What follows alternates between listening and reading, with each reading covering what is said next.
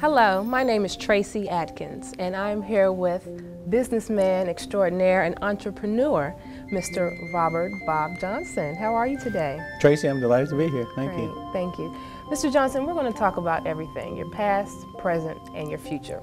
First off, how was life like for you growing up? Well, Tracy, I grew up in a small town in Mississippi, and I think I left when I was 3 years old. But I grew up in a large family. I was number 9 of 10 kids, and when my folks left the South, they moved to another small town, but bigger than the one I left in the South, called Freeport, Illinois, about 25,000 people. And it was a typical Midwestern town. You know, everybody's friendly. People sort of, you know, left their doors open, and not a lot of crime or anything like that, at least during the time I was growing up. And from there, I went to graduate school at the University of Illinois in Champaign-Urbana, and from there moved to graduate school at Princeton, and then on to Washington, D.C., where I started BET. Now, how were you disciplined as a child, you know, with your parents and your grandparents?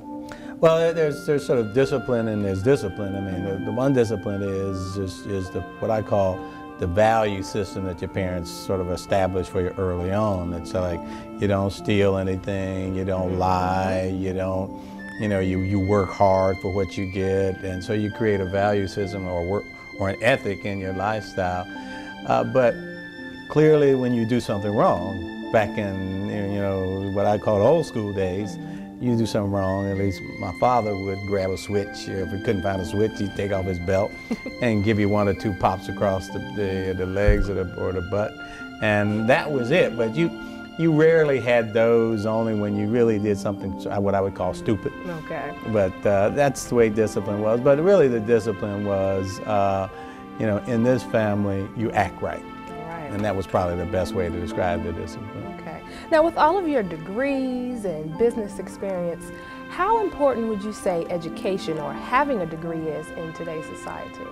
Well, I think without question, education is one of the most critical things that you can have in life. And when I talk education, I'm not just talking about formal schooling. I'm not talking about you have to go to a 4-year college or you have to get a master's degree.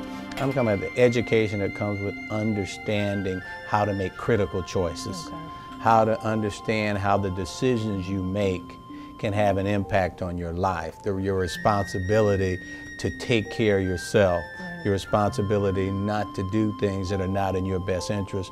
In other words, making critical choices. And that just comes from understanding who you are, believing in yourself. And if you find that you need an education to get to be better in life, discipline yourself to go to school. Spend the time to learn your coursework. Be able to make judgments about when you should go party and when you should study. Be able to make judgments about who you should hang with and who you should not hang with. Judgments about things you do while you're pursuing an education can affect your life after your education.